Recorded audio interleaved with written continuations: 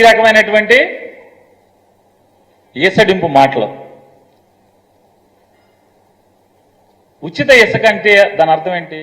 నదికి వెళ్ళి ఎవరు కావాలంటే వాళ్ళు ఉచితంగా పట్టుకుపోవాలి, అంతే కదా. ఫ్రీగా ఇవ్వాలి కదా. ఆ ట్రాన్స్పోర్ట్ ఆడు ఏం తెచ్చుకుంటే దాంట్లో పట్టుకుపోతాడు. మరి ఫ్రీ అంటే ఏంటి? ఈ ఆంధ్రప్రదేశ్ రాష్ట్రం యొక్క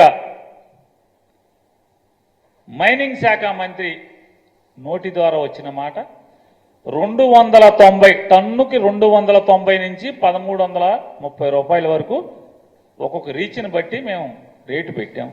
ఉచితం ఉచితం అంటారు, డబ్బులు కట్టమంటారు. అంత క్రితం కూడా ఎమ్మెల్యేలు దోచుకున్నారు. మళ్ళీ దోపిడీకి ముందు తెరదీసేటువంటి కార్యక్రమం ఈ ఉచితం అనే కార్యక్రమం పెట్టి ఉచిత ఇసుక. ఇది తంతు ఎట్టా ఉండదంటే నేతి బీరకాయలో నెయ్యి ఉండదు. చంద్రబాబు నాయుడు గారి మాటల్లో నిజాయితీ కూడిన మాటలని చెప్తాడైనా నీతి ఉండదు. వీళ్ళ ఉచిత ఇసుకలో ఉచితం ఉండదు, వీళ్ళ ఫ్రీ ఇసుకలో ఫ్రీ ఉండదు, డబ్బులు కట్టాలి.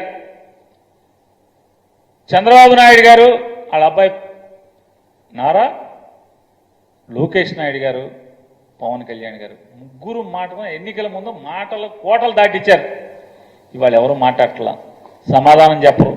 ఈ జీవో ఏంటని ప్రశ్నిస్తే మాట్లాడేవాళ్ళు లేరు. ఏంటండి పిల్లల ఇంట్లో పాట పాడారు కదా, నీకు 15 నీకు 15 నీకు 15 నీకు 15 అని. ఇవాళ ఏంటి జీవో ఏంటి? తల్లి కుక్కలకే అన్నారు, ఇన్ని షరతులు పెట్టారు. జగన్మోహన్ రెడ్డి గారిని విమర్శించారు. అటెండెన్స్ కావాలన్నారు 75%, రేషన్ కార్డు కావాలన్నారు, ఆధార్ కార్డు కావాలి, ఇవన్నీ అడుగుతున్నాడు.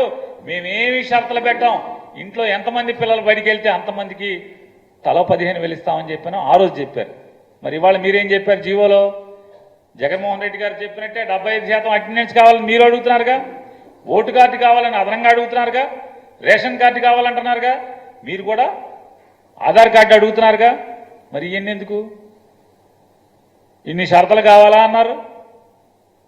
మేము ఒక పిల్లడికంటే ఎంతమంది పిల్లలు ఉంటే అంతమందికి ఇస్తామని చెప్పారు, పాట పాడారు. ఇవాళేమో ఎన్ని లేవు తూచి అని చెప్తున్నారు.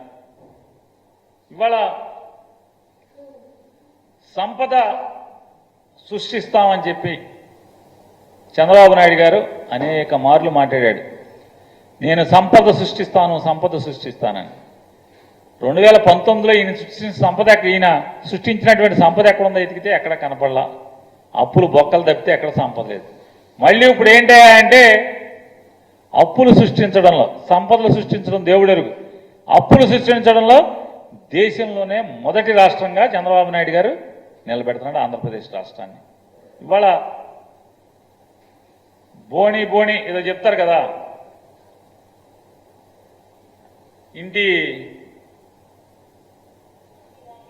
ఇంటిల్లో మొత్తం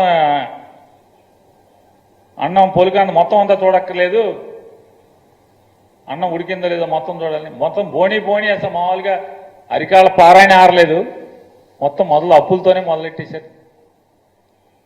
ఏం చెప్తారు జగన్మోహన్ రెడ్డి గారు? ఏమిచ్చారు? మీరు మాకేమిచ్చారు? మీరు మాకేమి ఇవ్వలేదు కదా. మీరు అప్పులు గోతులు అగాధాలే కదా ఇచ్చెళ్ళింది. ఇవాళ మీరు అప్పులు చేయకుండా సంపద సృష్టిస్తామని చెప్పి ఇన్ని మాట్లాడారు. ఇవాళ మత్స్యకార భరోసా జగన్మోహన్ రెడ్డి గారు 10,000 ఇస్తా అంటున్నాడు, మేము 20 ఇస్తామన్నారు. ఏది? మే జూన్ అయిపోయింది, మళ్ళీ మత్స్యకారులు వేటకి వెళ్తున్నారు. వాళ్ళ వేటకి నిషేధంలో ఉన్నటువంటి డబ్బులు ఇవ్వాలి కదా. 20,000 ఇవరా? ఎప్పుడు ఇస్తారో చెప్పరా? విద్యుత్ ఛార్జీలేమో మేము అనలేదు తూచి అంటారు, ఇసుక ఫ్రీ అంటే తూచి అంటారు, మత్స్యకార భరోసా తూచి అంటారు. ఇవాళ మిమ్మల్ని ఒకటే ప్రశ్నిస్తున్నాను, లేదా ప్రజలందరికీ కూడా విశదీకరిస్తున్నాను.